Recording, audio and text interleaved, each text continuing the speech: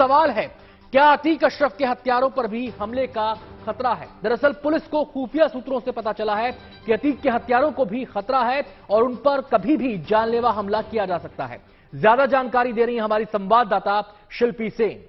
मामला संवेदनशील है और इसलिए अब कोई चूक सरकार नहीं करना चाहती, इसलिए हत्यारों को कड़ी सुरक्षा में रखा गया है और इसके साथ ही साथ उनको कड़ी सुरक्षा में ही कोर्ट में भी पेश किया गया, क्योंकि ये बात भी तय है कि कट्टरपंथियों के निशाने पर वो हो सकते हैं। यूं तो अतीक के गैंग की अब कमर टूट चुकी है, लेकिन उसके बावजूद उनके भी निशाने पर हो सकता है कि ये हत्यारे हों, इसलिए इनकी कड़ी सुरक्षा अब सरकार और पुलिस कर रही है। अतीक के बेटे असद के मोबाइल फोन की जांच में एक चौंकाने वाला खुलासा हुआ है। असद के फोन से खुलासा हुआ है कि उमेश पाल हत्याकांड में उमेश की तस्वीर असद को अतीक के वकील हनीफ ने भेजी थी। इसके बाद असद ने उसी तस्वीर को बाकी के शूटर्स को फॉरवर्ड किया था। ऐसे में हमारा चौथा सवाल अब आपके सामने आ रहा है और सवाल है, असद के फोन की जांच में क्या खुलासा हुआ है? इसके बारे में ज्यादा जानकारी दे रहे हैं हमारे संवाददाता संतोष कुमार। यूपीएसटीएफ ने उमेश पाल हत्याकांड में शामिल शूटर और अतीक अहमद के बेटे असद का झांसी में एनकाउंटर किया। उसके मोबाइल की जांच की गई तो कई राज सामने आए। उसमें सबसे बड़ा खुलासा इस बात का हुआ कि उमेश पाल अपहरण कांड में आजीवन कारावास की सजा काट रहे वकील खान सौलत हनीफ ने उमेश पाल की हत्या से 4 दिन पहले उमेश पाल की 10 तस्वीरें असद को भेजी थी। असद के मोबाइल फोन में खान सौलत हनीफ का नंबर सौलत चच्चा के नाम से सेव था और उमेश पाल की हत्या से पहले खान सौलत हनीफ ने उमेश पाल की तस्वीरें भेजी थी। माना जा रहा है कि यही तस्वीरें शूटरों को मुहैया कराई गई थी और जिसके बाद 24 फरवरी की शाम उमेश पाल को मौत के घाट उतारा गया था। अतीक ने अपराध की नींव पर एक विशाल साम्राज्य खड़ा किया, लेकिन अतीक की मौत के बाद यह साम्राज्य बिखरने के कगार पर है। अतीक के दोनों बेटे जेल में, 2 छोटे बेटे बाल सुधार गृह में और अतीक की पत्नी शाइस्ता फरार है। अतीक के गैंग में ऐसा कोई नहीं बचा जो अतीक की विरासत को संभालने का दावा कर सके। नजर डाल लेते हैं हमारे आज के 5वें सवाल पर और हमारा सवाल है, अतीक के खात्मे के बाद खौफ में है क्या उसका गैंग? आपको बता दें कि अतीक की मौत के बाद उसके दोनों बेटे जेल में सहमे हुए हैं, जबकि अतीक और उसके गैंग से जुड़े 800 से ज्यादा फोन नंबर फिलहाल बंद हो गए हैं।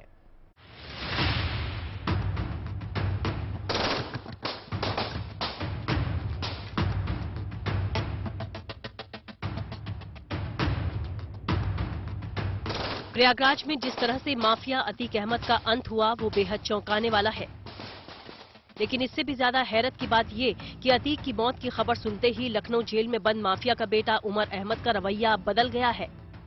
केवल अतीक का बेटा ही नहीं बल्कि 4 दशकों तक प्रयागराज में दहशत का कारोबार करने वाले अतीक गैंग के सदस्य भी सहमे हुए हैं।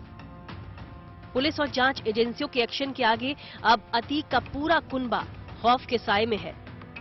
अतीक और अशरफ की हत्या की खबर जैसे ही लखनऊ जेल में बंद अतीक के बड़े बेटे उमर को पता चली, उमर अपनी बैरक में ही रोने लगा और उसने जेल के बंदी रक्षक से पूछा अतीक और अशरफ को किसने मारा है। साथ ही उसने ये भी पूछा कि क्या गोली मारने वाले पकड़े गए हैं।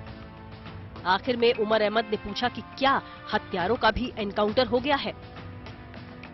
लखनऊ जेल से आई खबर के अनुसार अतीक और अशरफ की हत्या के बाद उमर बैरक में ही अचानक अपने घुटनों पर बैठ गया और ऊपर देखकर दुआ मांगने लगा। उमर के इस रवैये को देखकर सवाल उठता है कि क्या अतीक का बेटा उमर अब डर गया है? क्या अपने पिता और चाचा की हत्या के बाद उसे भी मौत का खौफ सताने लगा है? क्या उमर अब अपने गुनाहों के लिए माफी मांग रहा है?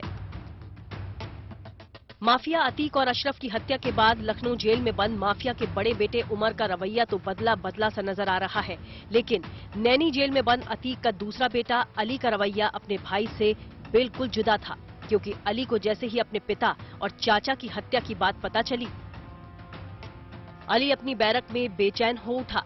हत्या की खबर सुनते ही अली हिल गया। इतना ही नहीं, पिता की हत्या के गम में अली ने जेल में खाना पीना भी छोड़ दिया। लिहाजा उसे बैरक से निकालकर रात में ही अस्पताल में भर्ती कराया गया। कुल मिलाकर अतीक अहमद और अशरफ के मारे जाने के बाद अब उसका पूरा कुनबा खौफ में है। एक तरफ जहां माफिया के परिवार पर गम का सैलाब टूट पड़ा है, तो दूसरी तरफ अतीक के गुर्गों में उत्तर प्रदेश पुलिस का खौफ दिख रहा है।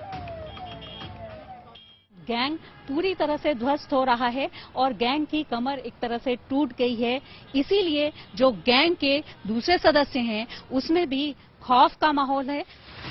लेकिन इन सब के बीच अतीक अहमद और अशरफ की हत्या की गुत्थी सुलझाना पुलिस के लिए एक बड़ी चुनौती है। उमेश पाल हत्याकांड और अतीक अशरफ मर्डर केस में तह तक पहुंचने के लिए पुलिस को अब और मशक्कत करनी पड़ सकती है। दरअसल 15 अप्रैल को अतीक अशरफ हत्याकांड के बाद उसके गुर्गों के करीब 800 मोबाइल नंबर अचानक से बंद हो गए हैं। ये वो 800 मोबाइल नंबर्स हैं जिन्हें पुलिस ने सर्विलांस पर लगाया रखा था।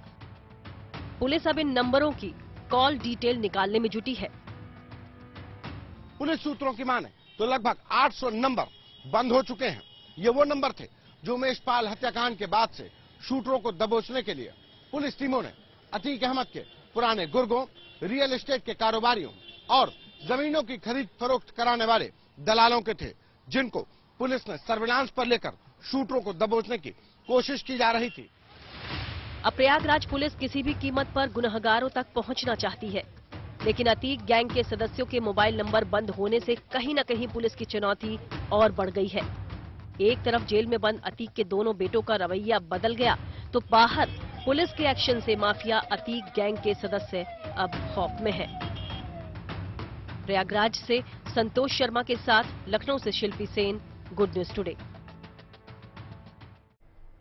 अतीक लोगों के बीच अपना खौफ कायम करने के लिए हर उस आवाज को खामोश कर देता था जो उसके खिलाफ बगावत करने की जरूरत करती थी। इसके लिए वो बेहद क्रूर तरीके अपनाने से भी नहीं चूकता था। अब देख लेते हैं हमारा छठा सवाल क्या है, और छठा सवाल है अतीक के टॉर्चर रूम के बारे में क्या खुलासे हुए हैं। हमारे संवाददाता सिमर चावला आपको दिखा रहे हैं अतीक का वो टॉर्चर रूम जहां उमेश पाल को एक समय अपहरण के बाद रखा गया था। ऑफिस जहां पे मैं मौजूद हूं उसके हमेशा से काले कारनामों का अड्डा रहा है। आपको बता दूं कि ये वही ऑफिस है जहां पर जब चुनाव होता था तो जमघट लगता था अपराधियों का और नेताओं का, किसको कहां से टिकट देनी है और साथ ही साथ कैसे अपना वर्चस्व और नेटवर्क फैलाया जाए, वो चीजें यहीं से तय होती थी। इस वक्त आज हम आपको दिखाएंगे वो कमरा जो बहुत ज्यादा महत्वपूर्ण है, क्योंकि यही वो कमरा है जहां पर उमेश पाल को कई दिनों तक बंदी बनाकर टॉर्चर करा गया था। ये हम नहीं कह रहे, बल्कि उमेश पाल ने खुद 2007 में अतीक अहमद पर दर्ज कराए हुए मुकदमे में ये लिखा था कि उसे यहां पर टॉर्चर किया गया, उसको यहां पे किडनैप करके लाया गया अतीक और उसके गुर्गों द्वारा। अतीक हत्याकांड की गूंज अब यूपी, एमपी और कर्नाटक के बाद बिहार तक पहुंच गई है। आज पटना में जुमे की नमाज के बाद कुछ लोगों ने अतीक अहमद अमर रहे के नारे लगाए। नजर हमारे सातवें और आखिरी सवाल पर, और हमारा सवाल है अपराधी अतीक की मौत के बाद क्यों लग रहे हैं उसकी शान में नारे। जुमे की नमाज के बाद कुछ लोगों ने जोरदार नारेबाजी की और अतीक को शहीद बताते हुए अतीक और अशरफ हत्याकांड पर सवाल उठाए। इस दौरान लोगों ने अतीक अहमद के पक्ष में नारे भी लगाए। आज हम लोगों ने जुमा की नमाज में अलविदा में अल्लाह से सारे मुसलमानों ने ये दुआ किया कि या अल्लाह अतीक अहमद की शहादत को कबूल फरमा। सारे मुसलमानों में इस हत्याकांड को लेके गम और गुस्सा भरा हुआ था, एक ज्वालामुखी भरा हुआ है। नारेबाजी के बाद बिहार की सियासत भी गर्मा गई है और एक दूसरे पर सियासी तीर छोड़े जाने लगे हैं। ये बिहार के अंदर आज जिस तरह से आतंकवादियों, अपराधियों, उग्रवादियों का शरणस्थली बना रहा है, ये सरकार अपराधी और भ्रष्टाचारी को संरक्षित कर रहा है। देखिए, ये तो उत्तर प्रदेश का मामला है, इससे बिहार से क्या लेना देना है। जिस तरह से उनके समर्थक बहुत लोग होते हैं, कुछ लोग उत्साह में लगाते हैं, कुछ लोग मीडिया में भी बने रहने के लिए इस तरह का काम करते हैं।